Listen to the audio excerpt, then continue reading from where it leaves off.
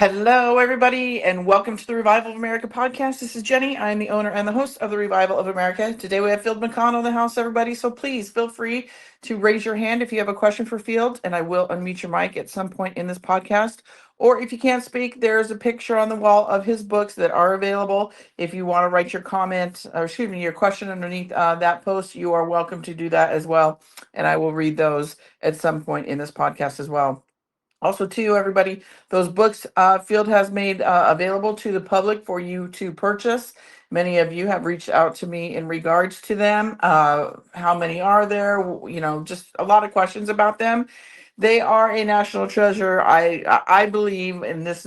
I just love the books. I've read them all. I know many of the guests that have purchased them have read either all or half of them. If they've gotten a set, they come in a set of four. Great Christmas presents, everybody. If you're looking for somebody to purchase something for them, they're interested to learn about the movement. Definitely, you will learn a lot, not just with Field in general being here every week, but through those books as well. And I know he is going to be writing a new one, a new book, a POW. So hopefully we'll be seeing that book soon. Maybe he can talk a little bit about that today. So if you have questions regarding that, just reach out to me at the Revival of America at yahoo.com. And I can answer whatever questions you may have regarding the books. But yes, they are a great Christmas gift. So if you're interested, I highly suggest that. So also too, everybody, please be careful who you listen to, who you follow. Things are rapidly coming out. I don't know if you're paying attention, if you're seeing it, but wow, oh wow, oh wow. It is here, everybody. It is getting wild.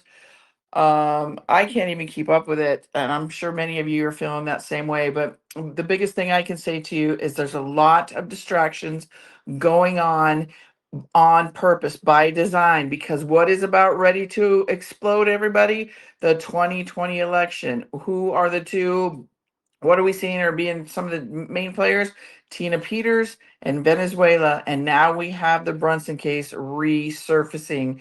Everybody, I have the chills talking about it. It is getting ready to pop. So head on a swivel, everybody. And I mean this from the bottom of my heart. There's so many distractions, so much more disinformation, misinformation that we are seeing out there. So everybody, I can't express enough. You've got to be careful what you're putting into that mind, because your mind is a powerful tool. And if you just don't know who to follow, or you're that confused because you don't know who to trust, I get it. I understand. Go follow Donald Trump on True Social, because he is telling us what is about to happen. Nobody can stop what's coming, everybody, but we need to be careful. We saw what happened over the weekend in Australia. We saw what happened with Brown University. We just so happen to have the Sandy Hook anniversary come up on the 14th of December. But also, too, everybody, we've got to use discernment. Get your discernment kicked into high gear, because remember, everybody, things are not always as they seem. Wait for that 72-hour mark before you start, posting things and all that kind of stuff when it comes to like the shooting that happened in Australia and everything. Because guess what's surfacing right now? Pictures of crisis actors getting paint put on them like as if it's blood.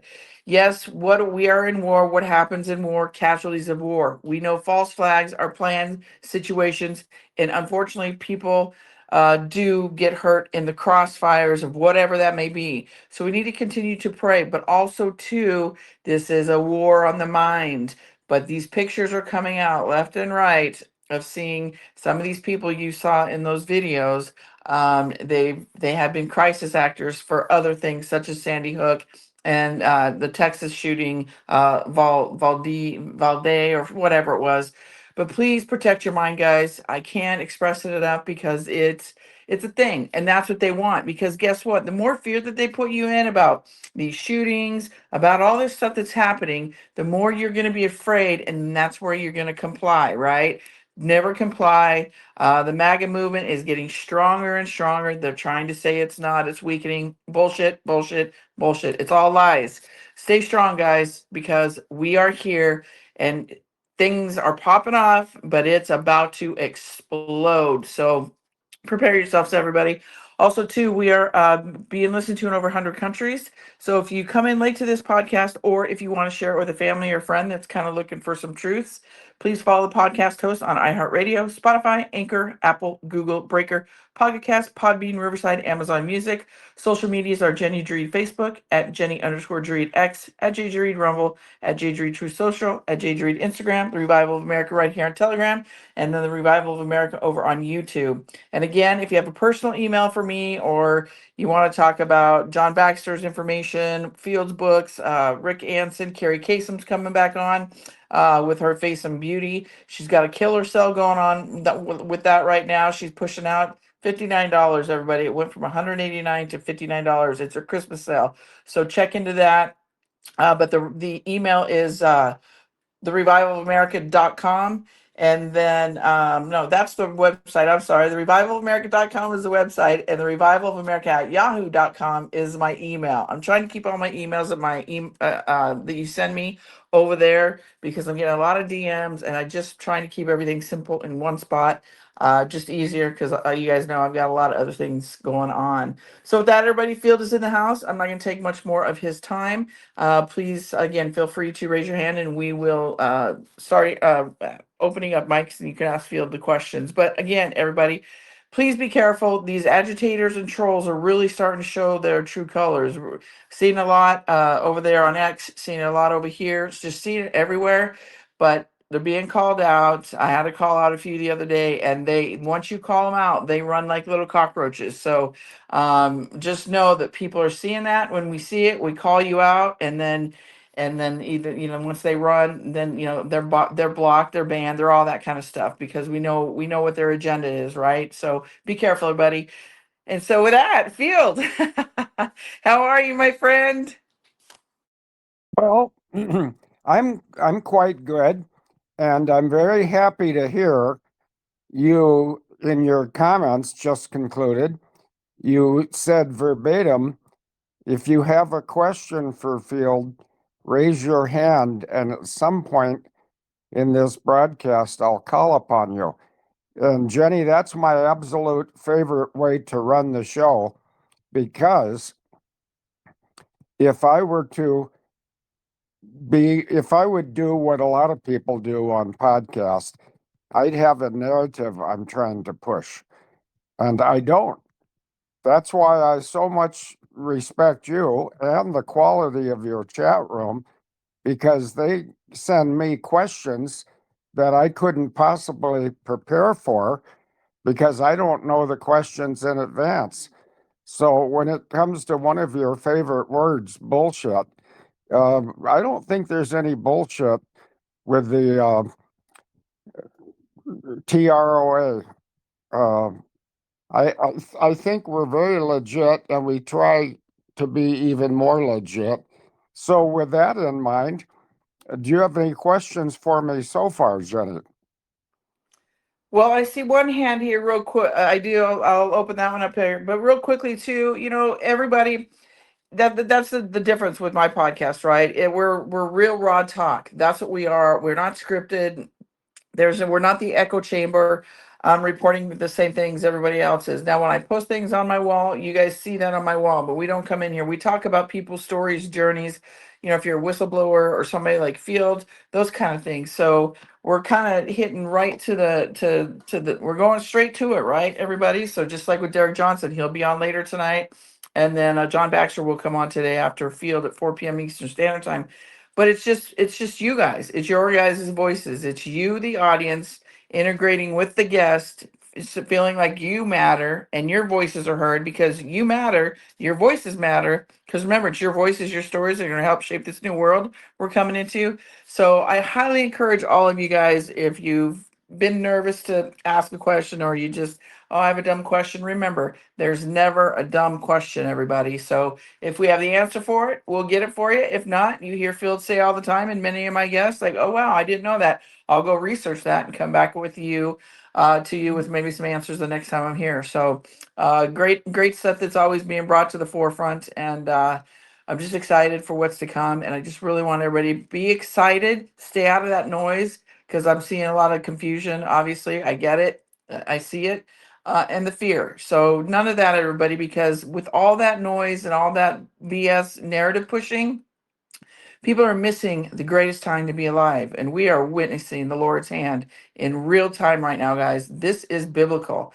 So, and yes, it's a war for the mind, but at the end of the day, this is God's plan. It's his ultimate plan. So that's who we need to stay focused on first and foremost, and then Donald Trump and Rapid Response 47 over on X, as well as the White House. They're putting out a lot of great information. So with that field, I do have a couple hands raised, so I'm going to unmute those mics. And again, everybody, start raising your hands. I will unmute your mic. It looks like Telegram had an update here, so things are a little bit different on my screen here, but it's all good. But yes, go ahead, Derek French. Your mic is unmuted. You can ask Field your question. Yeah, I didn't don't really have a question. I got a statement. Just wanted to let Phil know that not out of pity, but out of pure respect, I appreciate everything he's been through in his life, and I love him as a fellow veteran. And I just wanted to let him know that we think of him often. I am happily married, and I can't imagine what Field had to go through in his journey. But we all are going through a journey and sometimes feel self-pity and feel sorry for ourselves. But Field, I just want to let you know I love you, and we're always thinking of you. So that's all I wanted to say. Thank you very much, Derek. I respect you for being a 61-year-old married man that can be sympathetic to a 76-year-old married man. That's me.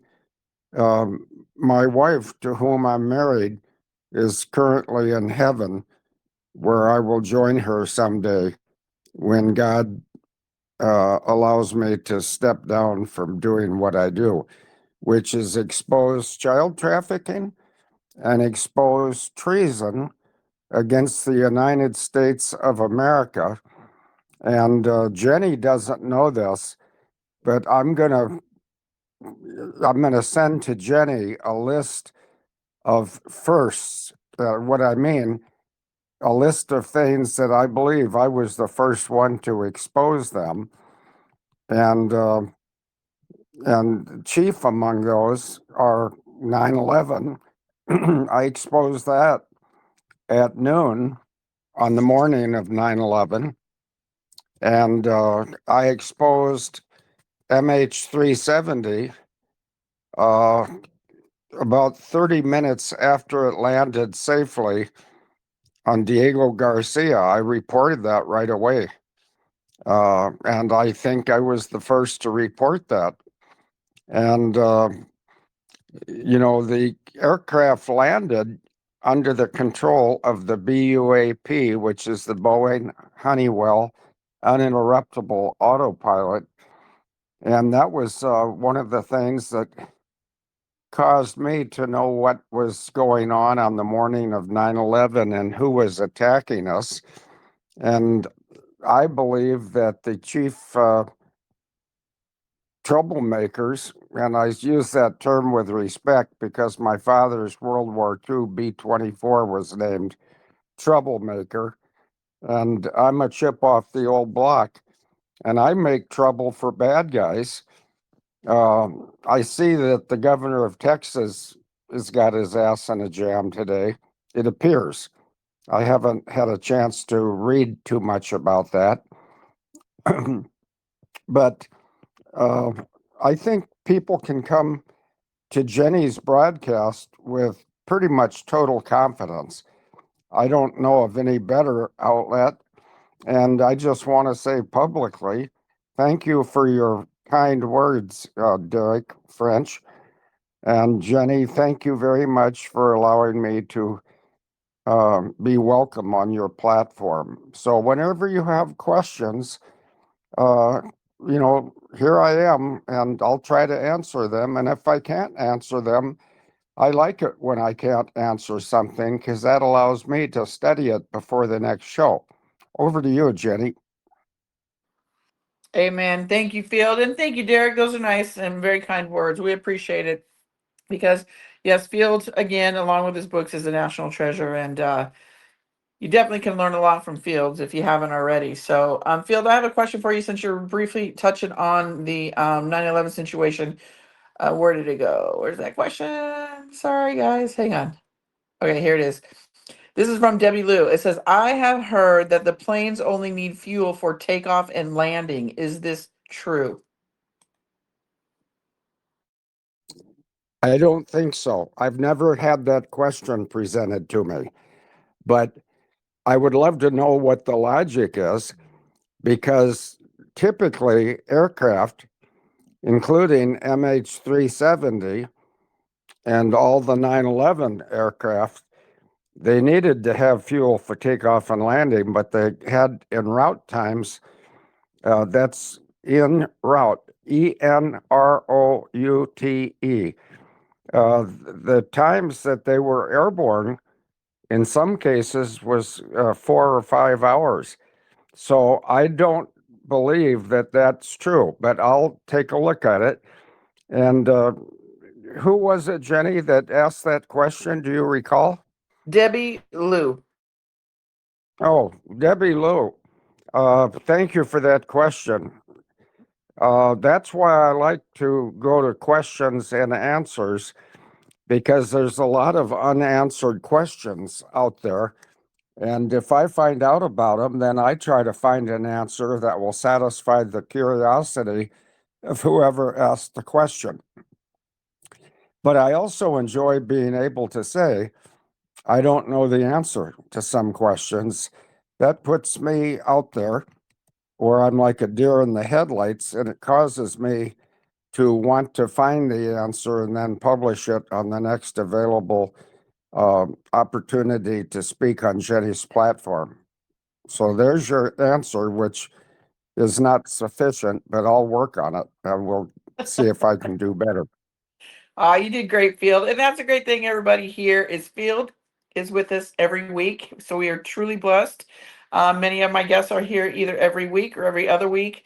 And real quickly, before we go into the next questions, I want to touch on Dallas. Dallas and I, we are speaking in the background. He has now started a new job, so he will be getting back with me on how we're going to do his shows, if it's going to be every 2 weeks in the evening, whatever. So stay tuned for that. He, like I said, he never left. He was just trying to figure out his work schedule and how he can correlate it with the schedule that we have had here every other Wednesday on the podcast. Also, too, Troy let everybody. I'm trying to get him on everything XRP. That world is blowing up too, in the sense of about what's to come with the silver. So I'm going to try to get him on. I don't typically like to do Friday shows anymore because I just like to do a lot of the behind the scenes work on give myself a day to do that. So, but I'm going to try to get him on this Friday. So watch for that, everybody, because I know many of you want to know about that. And then Captain Kyle, right now, Captain is looks like he's doing shows with people once a month because of his work schedule. But as everything lightens up with him as well, we'll get him back on every other Wednesday. And I want to touch on this Rob Reiner situation, the death of Rob Reiner and his wife. Unfortunately, we never want to see stuff like that happen, but we know what a lot of these pedophiles in Hollywood and these evildoers have done, right? He was very boisterous, didn't like Trump. He was just not a nice guy, right? And if you dig deeper into it, he just wasn't a good person. And the person that they have charged with the killings is his son, Nick. And if you do some research into that, it looks like there might have been some issues there. So I don't know if he had a mental illness or what, but I know they put him in a school, kind of like Paris Hilton's family did to her. I kind of feel like it's something a little bit like that. But I think, again, the 72-hour, everybody, wait 72 hours, see what transpires, but continue to ask your questions, do your digging. But for those of you that think that Rob Reiner was a good person, no. And if you look at what Trump posted regarding it, it's comical because you know how Trump always likes to put his little kick in there. But yeah, Rob Reiner suffered TDS, Trump deranged syndrome, pretty bad. So I just want to let you guys know that yeah, that was a whole situation, and more information will be coming out on that one. I can see here in the very near future, because it's already interesting. But again, I think that's another distraction from what is about to come out. And what is that? It's the 2020 election. And what do we know about that? It was fraudulent. And what does fraud do? It vitiates everything. So guess what? It's null and void. So that's going to ignite a major fire in many directions. So with that, go ahead, Mark Levy. Your mic is unmuted. And then after that, Carrie, you can go after Mark. Well, hi, Jenny, and hi, Field. Both Hello. of you. I was going to talk about something else, Jenny, but on the back of what you just said, did you happen to see Lynn Wood's post? I have not, but I've noticed Lynn has been out of the realm for a little bit, and he's resurfacing. So what was that post? Can you share? So he posted that Carl Reiner, which is Rob Reiner's dad, Yes. he pimped out Rob Reiner, and he even mentioned the names that raped him, and it was Paul Lind, which I know Field is going to know from way back, and Rip Taylor, and a few Dom DeLuise, and somebody else. So my guess, after speculating that happened, he probably pimped out his son, and his son probably finally just went crazy and retaliated. Well, I It's the world. did see something in regards to that about it, how he was going by the pronouns, and that I think he was either transgender or in the process of that. So I did see that, but obviously waiting 72 hours to kind of finally see kind of the consistency of all of it. But yeah, I mean, what you just said kind of makes sense with what I've been researching. Right. Field and Jenny, I wanted to, I hope you enjoyed the JFK thing last Monday, and I wanted to stay on the subject. And I wanted both of y'all to comment on this because I found all the correlations between the Charlie Kirk shooting and the JFK shooting. And I'm going to take about 2 minutes here to show you it. And then I'd like your comments on this. So Charlie Kirk, we had the lone shooter, guy with no gun, by the way, jumping off the roof with no gun. And in the JFK, you have the lone shooter with Oswald. And by the way, Pauluna, she came out and said that they have something from NBC that shows that Oswald wasn't even in the building. He was over by the car. So you got the two patsies. Okay, that's the first correlation. Second one is the exit wound or the magic bullet. In the Charlie case, you've got supposedly a 30-06 bullet that doesn't go through his neck. And in the JFK, you've got the magic bullet theory where it went through Kennedy's neck and into Connolly's right arm and made a left turn and went into his left wrist. That's the magic bullet theory. So I believe they're playing out the JFK shooting all over again. Here's the next one. The CIA air gun, that's what I call it. They had some kind of a CIA air gun. And on the stage, next to Charlie on his right, I don't know if y'all saw the film, it looked like the guy had this underneath his armpit. And as soon as Charlie was shot, you could see the gun come around.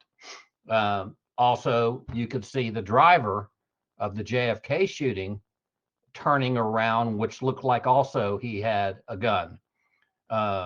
So there's the correlation there. The next one is the 33s. Okay, so in Charlie's case, you had 347 hats sitting out on the side there. 4 and 7 is 11, 4 and 7 is 11, 4 and 7 is 11. There's your 33.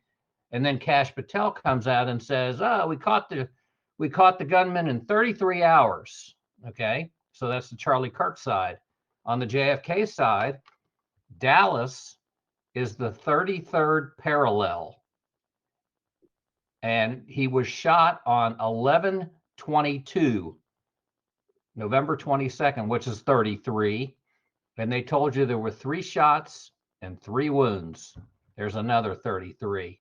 So there's the correlation there.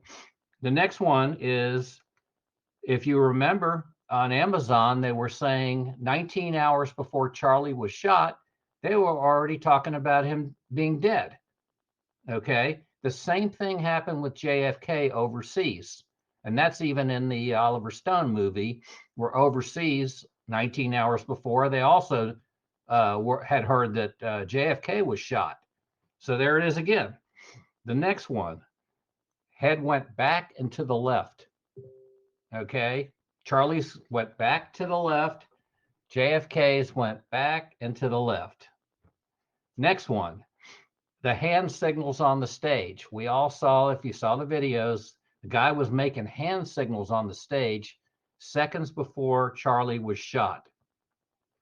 On the other side, JFK, you had the umbrella man. You had the black umbrella come up seconds before JFK was shot. The next one is Dealey Plaza, which I've been to many times. In Dealey Plaza, they have a structure that's a white structure with like blocks, just open blocks. If you look at the setting of the Charlie Kirk shooting, you saw the same thing, a white block structure in the back. Okay. The next one is the fake body in the casket that we all saw with Erica Kirk touching the look like mannequin hands. Okay. And as Field pointed out, you had the JD Tippett in the casket on the JFK side. So not the same body in the casket. The next one is no autopsy on the Charlie Kirk. And on the JFK side, you had the botched staged autopsy. And I think Cal had mentioned that she thought that JFK was alive. I did see a picture of on a Veterans Day in Trump's first term where it sure looked like him. He was visiting him. So I think Charlie, my conclusion is Charlie and JFK were in the Gone with the Wind program. And I believe Charlie's alive. I'd like to hear your comments on that. Go ahead, Field. That's all you. I mean, Oh, yeah. okay. Well, I'm very impressed by Mark's command of the details, and I certainly hope that his diagnosis that JFK survived and went to Gone with the Wind, and hopefully Charlie's in there too. There's quite a few household names that are in the Gone with the Wind program, and I don't have all the names, but I've heard many of the names, and I'm glad that some very significant personalities within the Patriot movie or the Patriot movement, excuse me, although Trump always says, remember, or is that one? You're watching a movie. Yeah, it's quite a movie. And, I'm very impressed with Mark Levy's ability to dictate all these seemingly unrelated facts off the top of his head. And I've met Mark. He's been to my home. I don't remember how many nights he spent at my home, but we talked quite a lot during that visit. And I find him to be very credible, just like I find Jenny to be very credible. And I try to speak only of what I know. And I think I know a fair amount, but I don't know everything. But if there's something I don't know, I'm willing to expend the effort to get to know the details. But I don't want to sound like a whiner, but here comes a little whining from me. 24 years ago, I painted the picture of how 9/11 was partially an inside job by some deep state elected officials. One of them even shares my last name. I call him Mitch the Bitch, but you can guess what his last name is if it's the same as mine. And if there's anybody in the chat room from Kentucky, I'd love to get an opinion of a long-time Kentucky citizen as to whether typical citizens in Kentucky believe that Mitch is free to roam the streets or if he is somehow detained. The last time I saw a picture of him living, he had a boot on his left ankle, which I think was monitoring his location. I've had one of those too. Now, the difference between me and Mitch is when I was accused of a crime, I was never found guilty, not even of a misdemeanor. And yet, in the 17th District of the Florida judicial system, a Judge Dan Casey denied me permission to go home so I could say goodbye to my wife. And this is the part when I talk that my voice always breaks.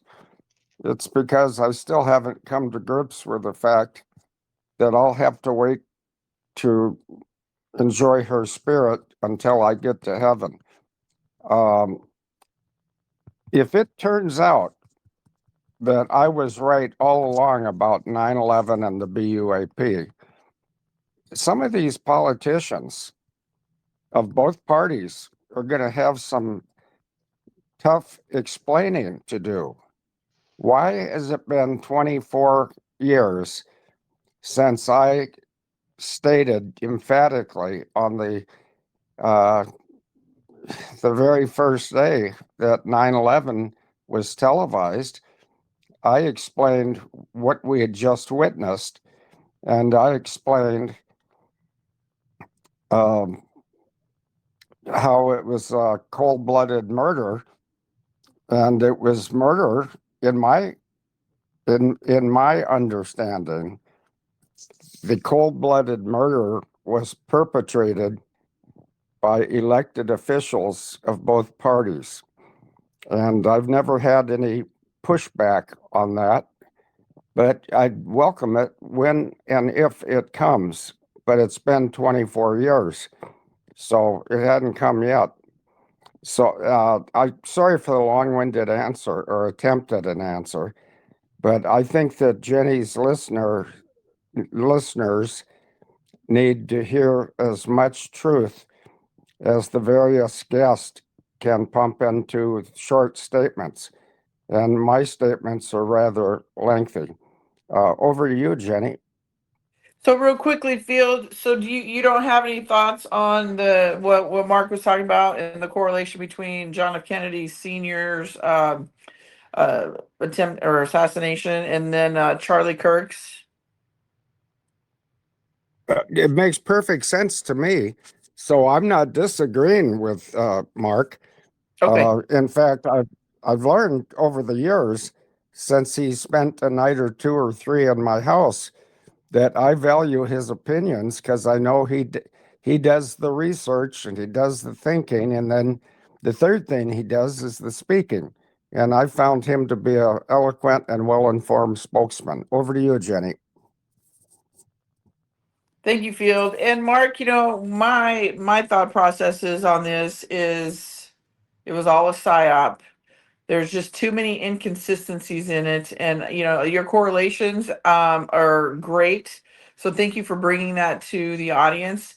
There's just certain things that I try not to get too deep into because I see it as we're gonna find out. Like I did a lot of research on it in the beginning, and then it just keeps going in like this circle, right? With now with Candace and Erica, it's just a nonstop circle. That's where it's going, just circle, circle, circle, and hopefully we're gonna find the drain at some point. But great points what you put out, but yeah, there's just so many inconsistencies.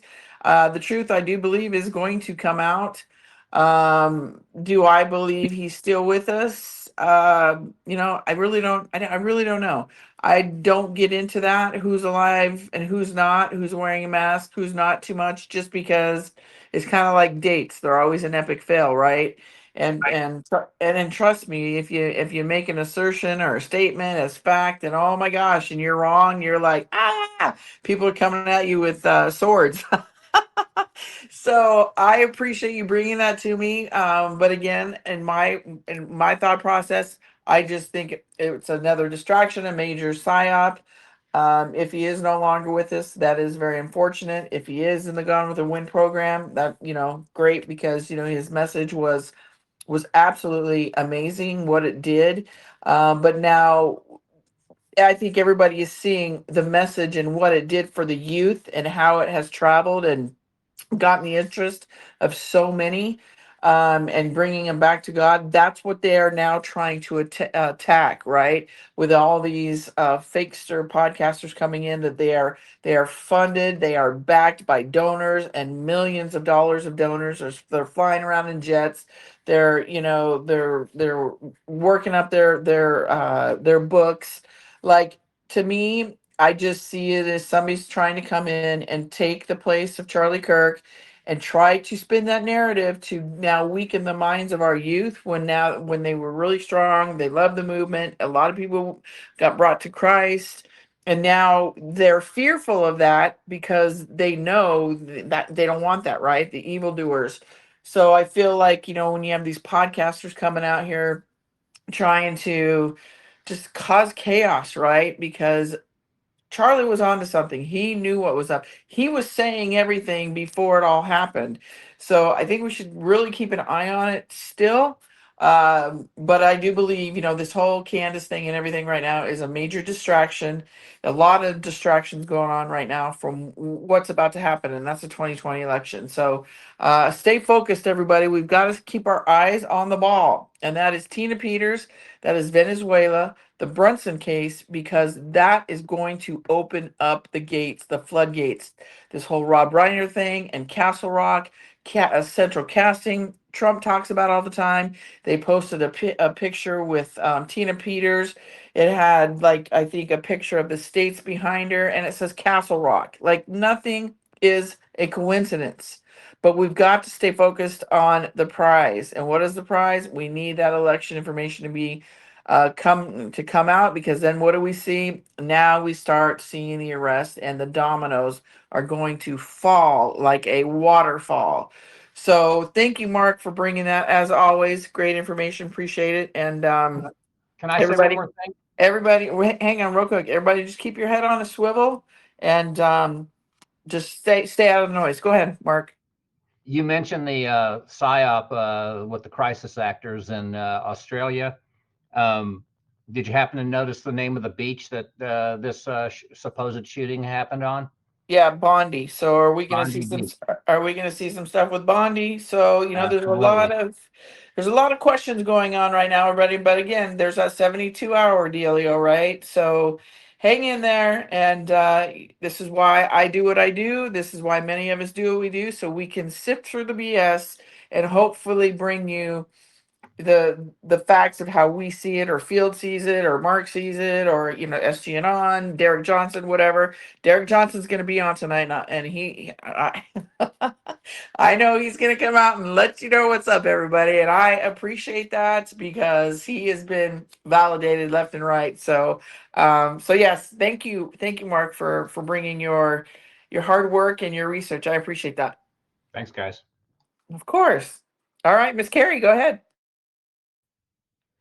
Hi, Jenny. Thank you for the Hello. platform. It's so Of course. nice. Of course. And Field, I have been reading about you, listening to you do podcasts. I can't find enough information on you. I think you're an amazing person who has been trying to out the truth, and just hats off to you. I have a couple of comments, questions. Number one, what was the point of that auto remote or autopilot to have that plane land in Del Fuego? Are those people still alive? can you just, I don't really get what happened. Well, you're talking about MH370, are you not? Yes, sir. Yeah, that was hijacked electronically initially by Serco. That's my well-educated opinion. Does that mean it's a fact? Well, I think it's a fact. And why do I think that? Because Prince William and his wife, Kate Middleton, were on the landmass just to the north of Diego Garcia on the morning that uh, the real-time intelligence pointed out on the day that MH370 landed at Diego Garcia and parked in a hangar at 6:11 a.m. local time, Diego Garcia, Prince William and his wife Kate were on the neighboring island, and that was closed, meaning the body of land that they were on was very close to the intended entry point of MH370 into the South Indian Ocean. However, it never landed in the water. It landed on the landmass of the U.S. military base called Diego Garcia. And it's leased from England.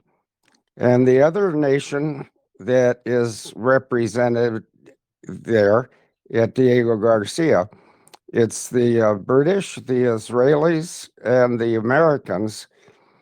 And there's a new search, and I think this is almost criminally poorly thought out. There's going to be a 55-day search for MH370, and they're assuming, or they're lying, and I believe they know they're lying. How can you find something in the water that never landed in the water? It landed on Diego Garcia, a military base. And so if anybody wants to find any part of the aircraft, and by the way, the aircraft registration number was 9M-MRO. You're not going to find that anywhere in the ocean because it landed on Diego Garcia.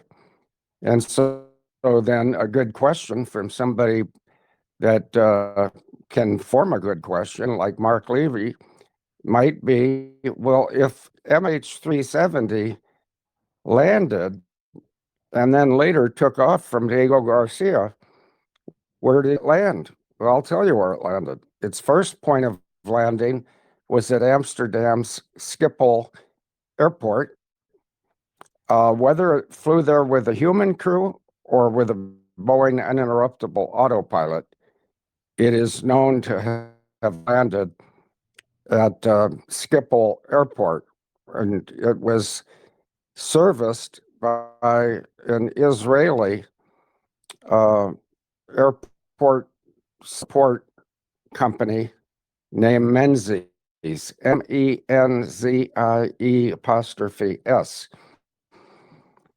And it stayed a couple of days and nights, and it did have 239 corpses aboard, and that would be the sum total of the 239 passengers and crew members that were killed, and I allege by Serco.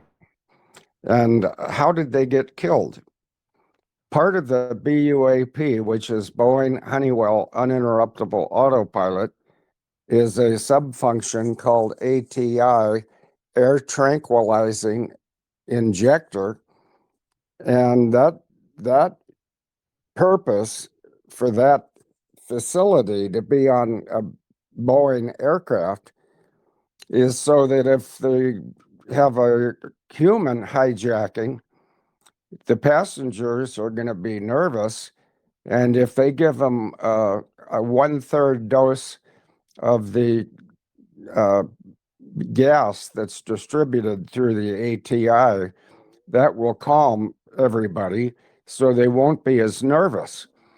If they give them a double dose, that will put everybody that's not a pilot with walk around oxygen, it'll put them to sleep. If they give them the full strength dose, it'll kill everybody on the aircraft. And that's what happened. 239 people died, and they were all on the aircraft when it landed under the remote control of. Now, here we're switching from Serco to the United States Air Force. There was a military exercise going on, and the United States Air Force was participating along with countries such as Thailand, Vietnam, Singapore, Malaysia, Australia. And in addition to the 239 original MH370 casualties, another 40 or 50 persons were aboard. And the difference was the other 40 persons, if that was the number, they didn't have any blood in their body. And I used to be an airline pilot for about 31 years. I never saw a passenger walk onto a flight I was operating if they didn't have blood in their body. So I'm going to use one of Jenny's favorite terms, BS. Yeah, I'm throwing the bullshit flag at the flight of MH17, because when MH17 was dispatched from Amsterdam to somewhere in the Ukraine, and the somewhere just came to me, Donetsk, Donetsk, I believe is the spelling. And the plan to blow up the aircraft that made up Flight 370, but it was redispatched as MH17. Whoever planned that, and I believe that the Netherlands, this isn't a statement of fact. I believe that the Netherlands and the Australians planned this. They wanted to get rid of the evidence. They wanted to get rid of the dead bodies, and they wanted to get rid of the airframe that made up MH370. And therein's the problem.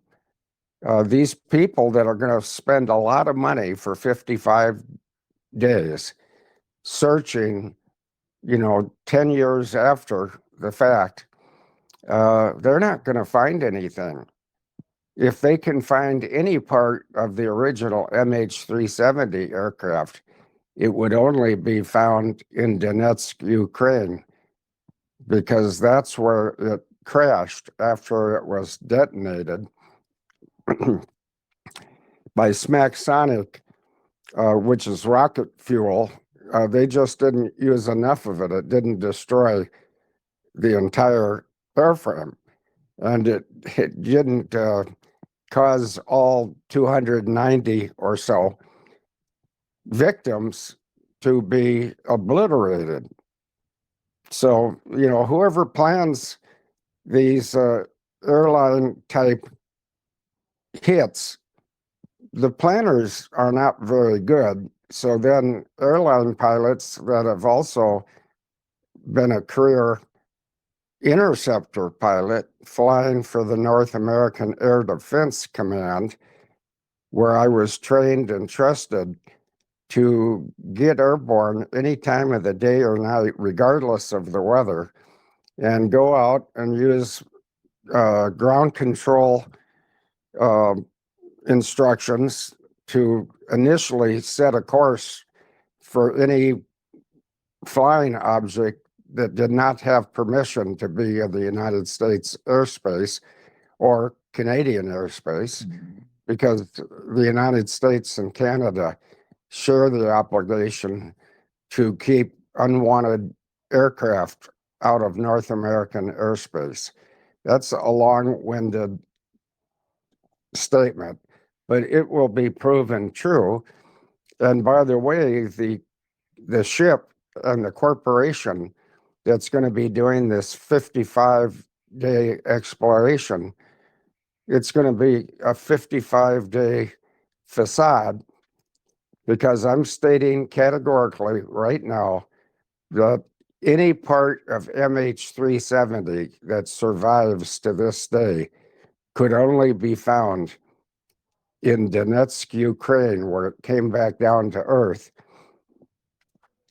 and wherever they hauled the wreckage off to. Just like on 9/11, they haul a lot of wreckage from 9/11 to the Fresh Kills land, whatever they call it. Well, what is that thing they call it? Anyway, Fresh Kills, it's where they took all the bodies. And if somebody can remember back to the day that they were taking bodies from the Twin Towers to Fresh Kills, there was a little girl about 4 years old holding up a sign, "My daddy is not garbage." And, you know, that struck me so much, that what was going through that little girl's mind when she was honoring her father who had died in the Twin Towers. Okay, I'm going to black flag myself for talking too long, but I want to get out as much provable history as I can in a relatively short time element. Over to you, Jenny. Oh, I think Carrie had maybe another question. Carrie, did that answer all your questions, or did you have another one, my friend? Actually, that was fascinating, and I had no idea that Harry and Kate were located fairly close to where the plane landed the first time. So, was this about child sex trafficking? I mean, what's the connection with ending up in Ukraine or Donetsk and William and Kate being where they were? I mean, I'm just trying to connect the dots. Okay, well, what you need to know about William is he is the majority stockholder, or the only stockholder, of a corporation named Serco, Serco. Now, are you familiar with Serco and what their goal was? I am not. Okay, they wanted to control the world, and they started making some progress, but they screwed it all up because what's his name? William is not a Rhodes Scholar. And what he was in the military, when he flew helicopters for the Royal Navy, I believe, he was an air-sea rescue pilot. And so his background would be flying rescue helicopters over the ocean. And, you know, I don't know.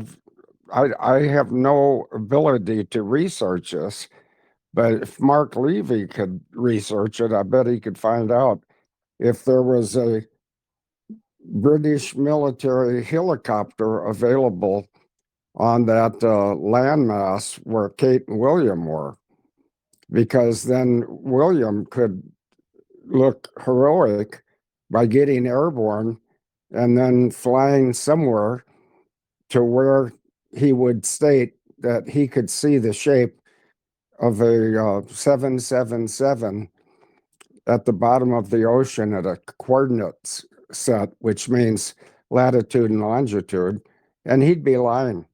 It never went in the ocean. It went from Diego Garcia to Amsterdam, and from Amsterdam, and it changed its flight number. It was the same aircraft as MH370, but it was dispatched as MH17, and it came down to Earth at Donetsk, Ukraine, after it was detonated with smaxonic explosive. And the people that did this heinous attack didn't put enough explosives on it. That's my expert witness statement. And over the course of the next couple of shows, I'm going to start using expert witness or statements, because I do believe that I am a expert witness on 9/11, MH370, MH17, the United States Senior Executive Service, and Serco. And Serco was intending to destroy MH370 and have it fall into the water. Well, Serco didn't do it right. And the United States Air Force, with an AWACS aircraft that was in a military operation in the neighborhood of Thailand, after it was seen that MH370 had turned back towards those two towers in Kuala Lumpur, I think their name is Petronas, Petronas. And it just so happens that the people at Serco aren't too good with math, because those Petronas towers are 191 feet apart. And the wingspan of a Boeing 777 is 195 feet. But 3 feet of each wingtip is not metal, it's fiberglass. And that means that the aircraft could fly safely if it's guided by a non-human pilot like the BUAP. It could fly between the two Petronas towers and just shear off its fiberglass wing moldings that are only there to stabilize the aircraft. And it's not necessary for the structure. So they could fly between the Petronas towers if they did it with the uninterruptible autopilot, because it's so precise. And then they could be on their merry way to some destination where they could land with no wingtips safely.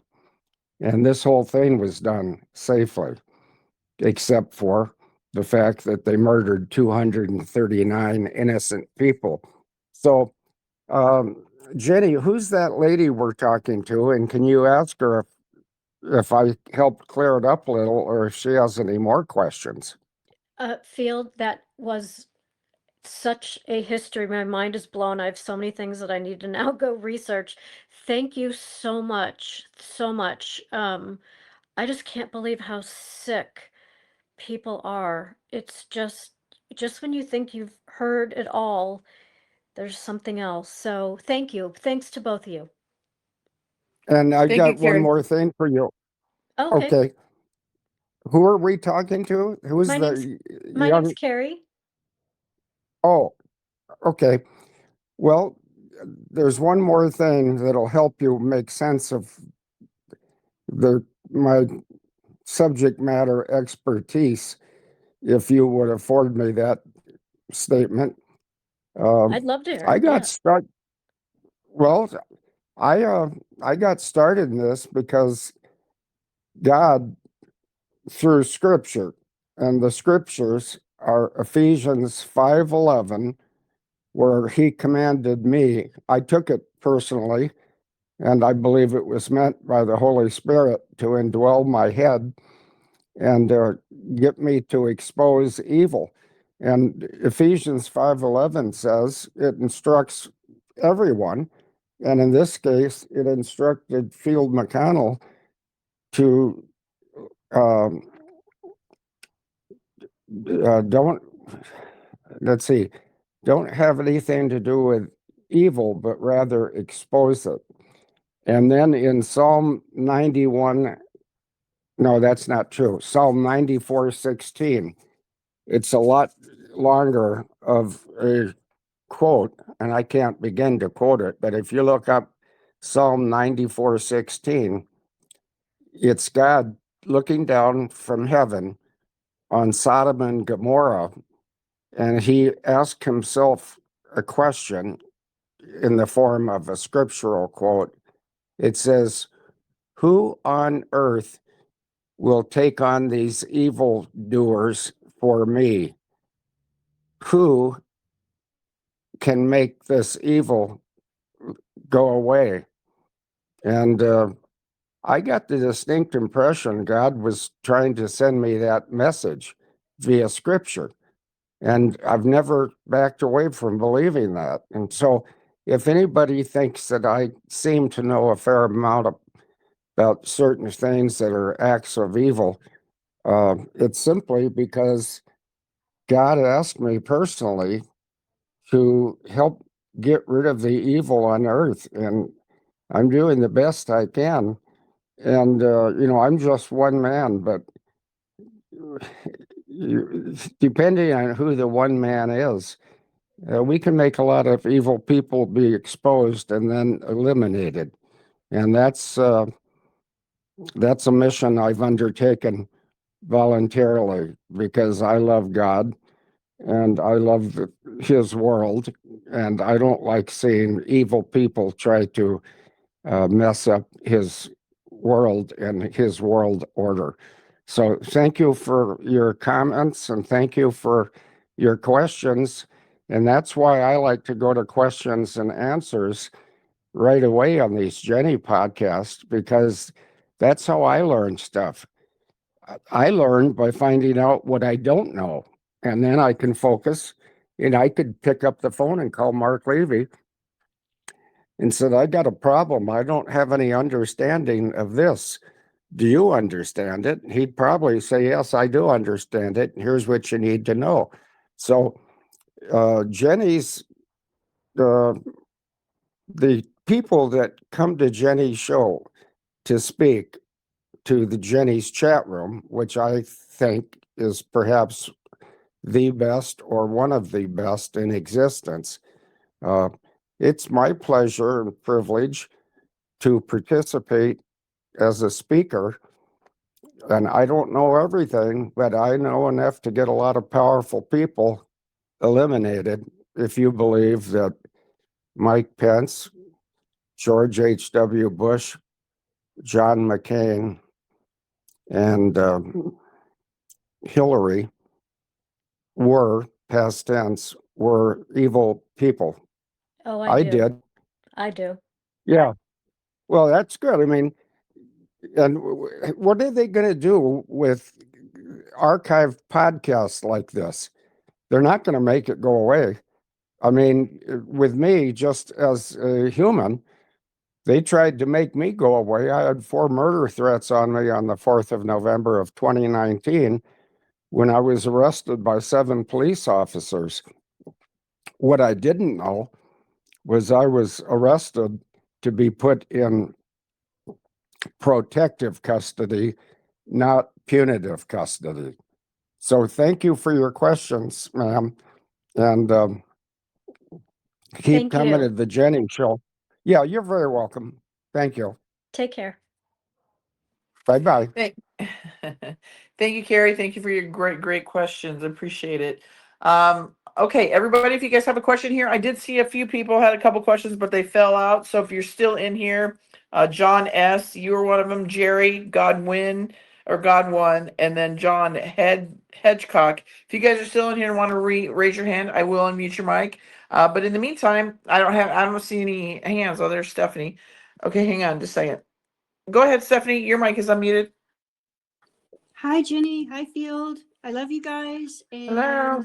And I was wondering, Field, have you got a little good news for us today? That's my question. Yeah. Well, I'm having a little. Yeah, I've got good news for you. God wins, and God has never lost a battle. And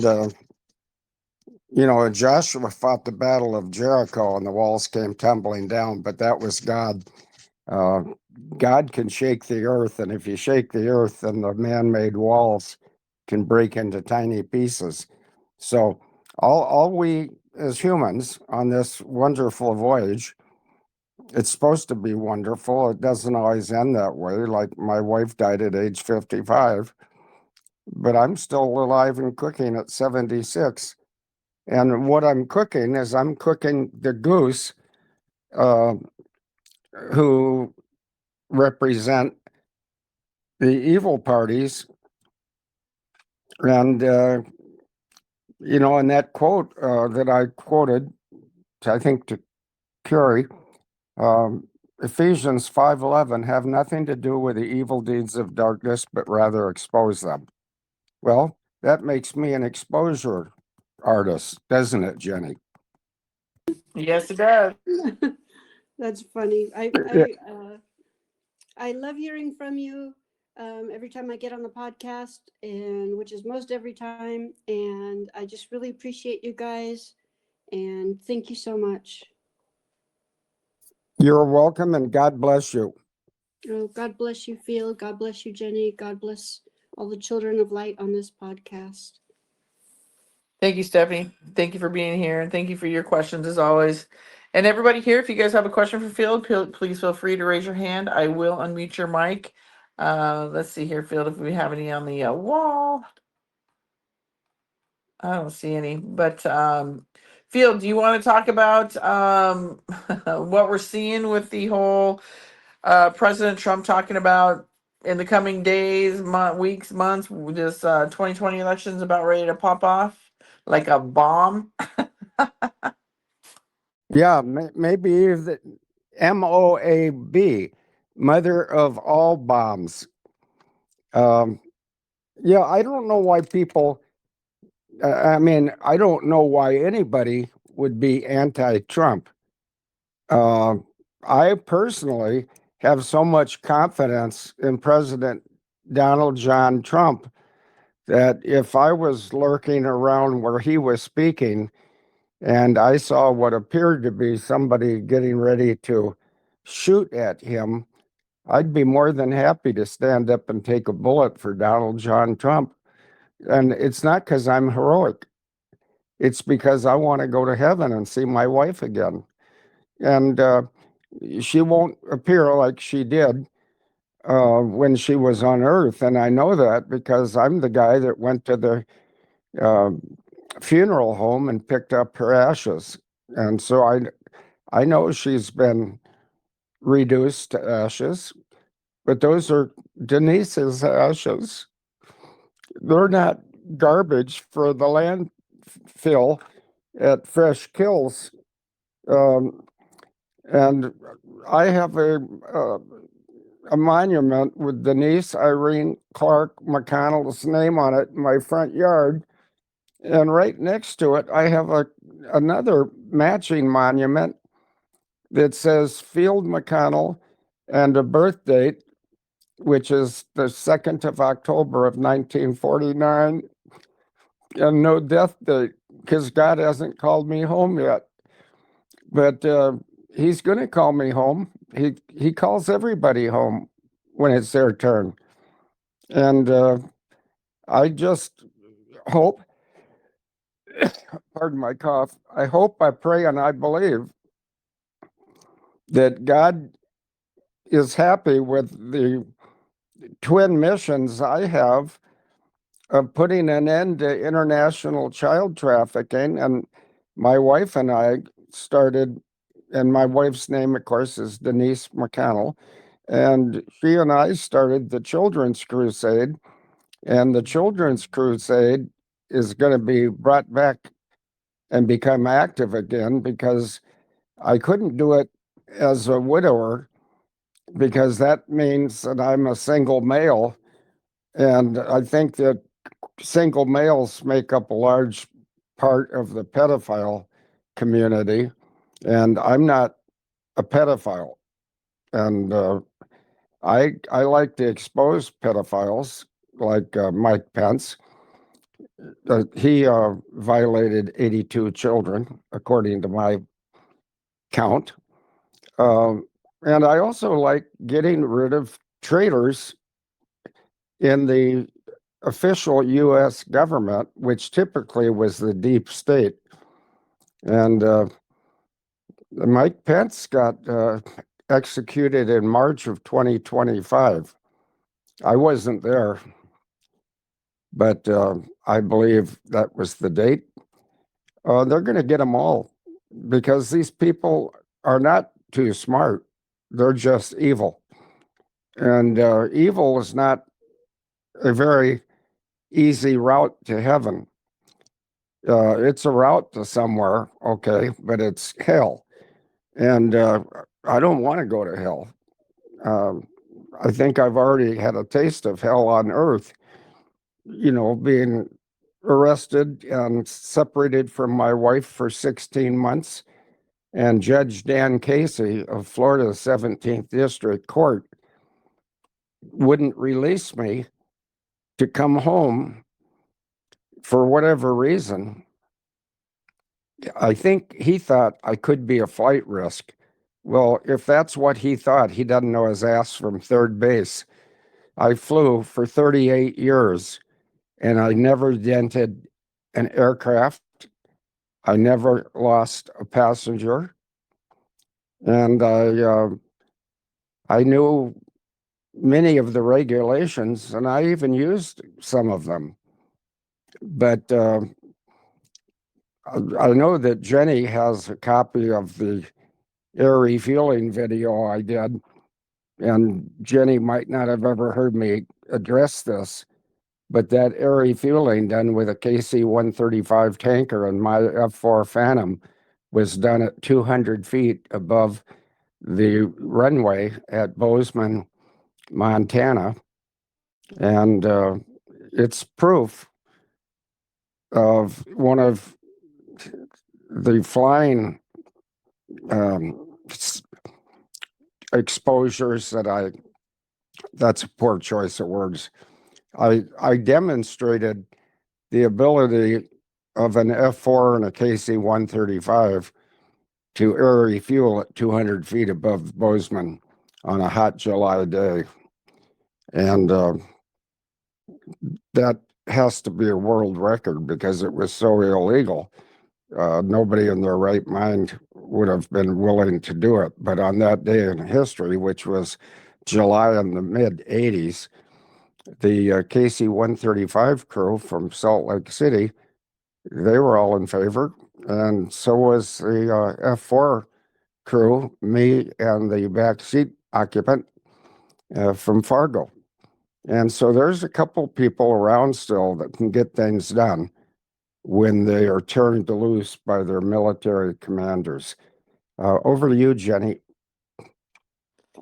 Thank you, Field. All right. Carrie's back up here. Go ahead, Carrie. Your mic is unmuted. Hi, thanks so much for letting me ask another question. Field, you have made a comment or a couple of comments in the past that your sister is not on the right side of history. Are you at liberty and are you comfortable answering? Do you know her fate? No, I don't. I stated, probably 6 to 10 months ago, that I thought in January of 24 she got executed for child trafficking and treason, by the way. But she might still be alive, and if she is, she's smart enough to get somebody to send me a birthday card this year on October 2nd of 2025. I turned 76, and in my mailbox, I got a card from her, and either she had written the card out well in advance of the date of my birthday, or she had somebody else post it so it would look like she was still alive when she shouldn't be. And when that seems sort of harsh. No, But it's not. okay, who is that? This is Carrie again. Oh, okay. Did you say no? It's not. It's not, I don't think it's a bad thing for the comment you made about your sister. Oh no! Listen, what I didn't say in that never-ending sentence was my mother and father were both U.S. service personnel in World War II, and they were well educated. They were both English majors, which is why I think at some point when I was at Punahou School, I went from being a lackluster high school senior to a high school senior that was allowed to go to the Naval Academy and graduate. Just the fact that I went to the Naval Academy doesn't mean much, but to me, uh, it means a lot that I graduated, because from there, I used it like a springboard to um, become a military pilot. And that's where I've learned a lot of the stuff I've learned about 9/11 and other crimes committed by U.S. elected officials. And I don't like that. And my parents were moral, and they happened to be Christians, but that's not a pro-Christian statement. There's a lot of religions, and if someone professes to believe in a religion, then they need to demonstrate it with their acts of courage, if you will. And when it comes to courage, so far for 76 years, I've been somewhat courageous. I'll take on anybody that's evil. And so far, none of the evil parties that I've exposed, including governor of Florida, governor of Wisconsin, and Dan Casey of the Florida 17th District Court. These public servants probably need to be careful of who they're trying to penalize, because they might just penalize themselves. And I'm willing to do that. It doesn't scare me at all. What does scare me is what would happen if there were not a few people that would stand up and take on child trafficking and treason. I'll do it. I've done it, and I'll do it again. Over to you. I think I finally figured out your name's Carrie. Is that right? Yes, thanks you, again. Thank you, Field. Thank you, Yeah. Carrie. All right, I've got two more questions for you, Field. One from Linda Hendrickson, and then we'll go back to Derek. So go ahead, Linda. Your mic is unmuted. Hi, guys. My first thing is, Field, do you need any help with donations, anything for your child rescue mission? Well, there's a lot of money that's going to be available in something called the Global Currency Reset. So the answer is, the Children's Crusade doesn't need money right now, but we will in the not too distant future. But as luck would have it, and when God's involved, it's never luck, it's God's planning.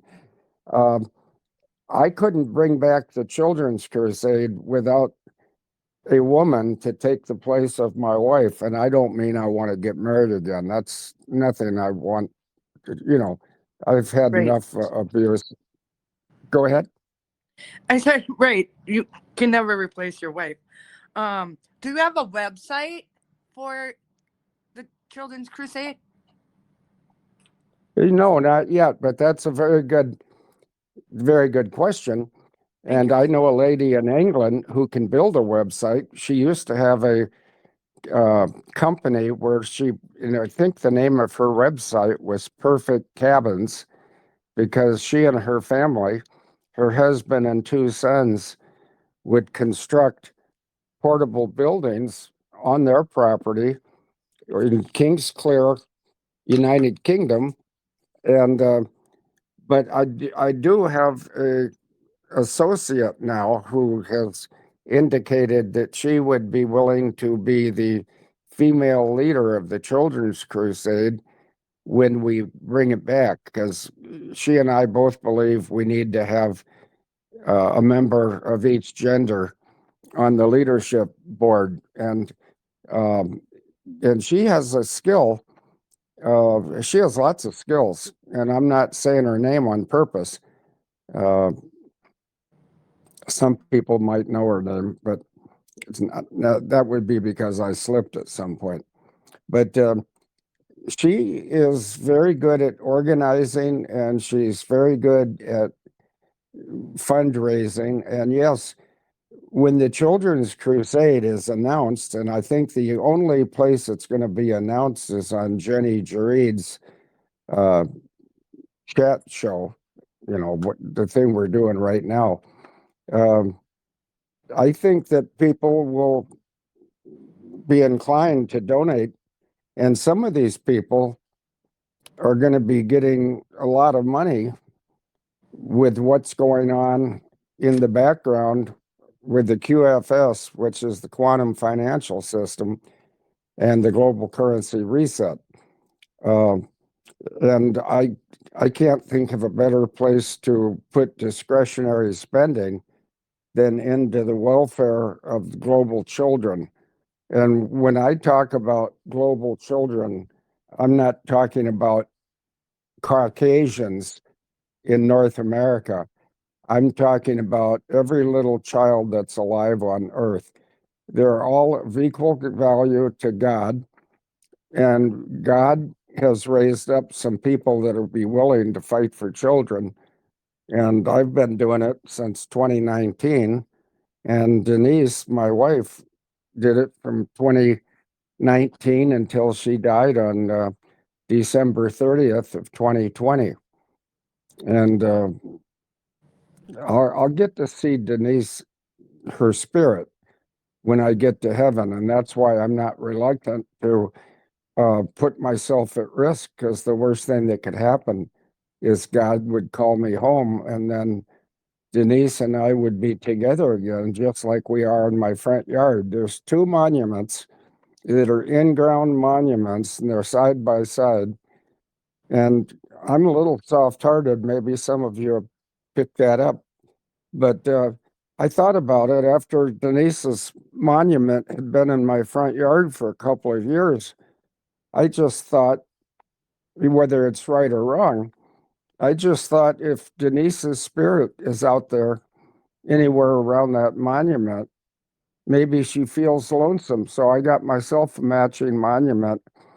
And I think that Jenny has that photograph, don't you, Jenny? Yes, I do. Yeah. Well, this is tough for me to talk about, but that's about as close to Denise as I'm aware that I can get close to her until I go to heaven. And then our spirits will be joined in front of God, our Savior. God bless you. Thank you, Field. Hey, one Yeah, last but- question. One last question. Yeah, I got Go two other questions to get to, Linda. So yeah, if you Okay, could be that's quick. fine. That's Thank fine. you. Thank you. All right, Miss Kathy, you go ahead. Your mic is unmuted, and then we'll fall out with Derek. Go ahead, Kathy. Go ahead, Kathy. Your mic is unmuted. All right, Mr. Derek French, go ahead. It's all you. I'm sorry. I was just going to tell Phil today I loved him, but now we've talked about 9/11 and all this other stuff and child trafficking. I got a 1 trillion Zim bond burning a hole in my pocket. Now I know where to send the humanitarians, so that's good. But Phil, could you comment on Building 7 during 9/11? It was in the background when the reporter was saying that it had already fallen. And could you tell me the significance of Building 7 and what was in it? Well, my sister had an office there, And I'm trying to picture one of the, there was a lot of important stuff in Building 7 that needed to be destroyed to conceal the efforts of the evil people. And the woman who said that the building had been destroyed, there was a TV camera, live TV camera, that showed that Building 7 was still standing when she reported it to have fallen.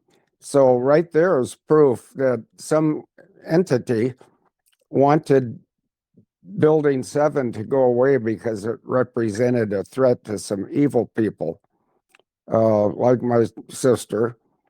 And there was, I'm trying to remember, there was a man that was evil.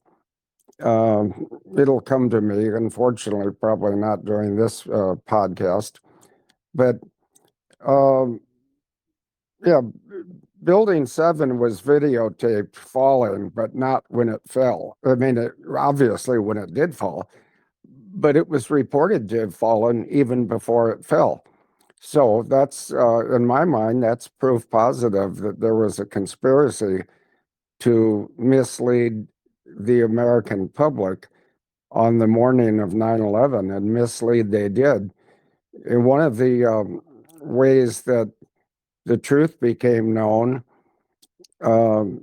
Captain Jason Dull was the captain of United 93, and United 93 took off 41 minutes late.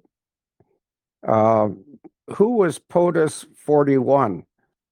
I'll tell you, George H.W. Bush. That's why the delay was exactly 41 minutes late.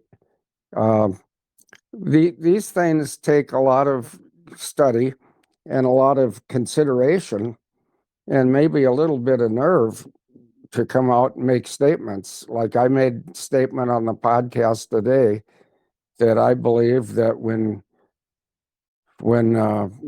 MH370 was remotely hijacked the first time, it was by Serco, SERCO, which is the majority stockholder in Serco is Prince William. Well, I don't like princes. I don't even like kings. The only royal that I like and love and respect and serve is Lord Jesus. There's a royal for you. These other guys are just fake royals.